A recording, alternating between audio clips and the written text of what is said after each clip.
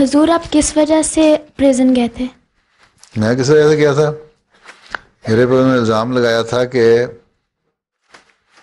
کوئی ایک قرآن شریف کی آیت کوئی وہاں روا میں بس اسٹینڈ کے اوپر کوئی لکھی ہوئی تھی، بورڈ لگا ہوا تھا، کہ میں نے وہ جا کے مٹا دی ہے، جس کا مجھے پتہ ہی نہیں تھا۔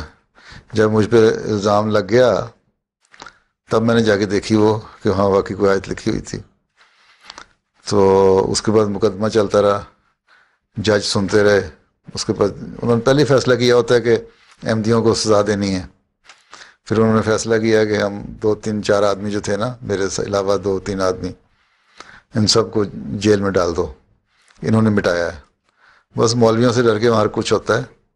اب دیکھو وہاں ہر کام جو ہوتا ہے مولوی جو کہتے ہیں فوراً حکومت مان جاتی ہے، چپ کر جاتی ہے۔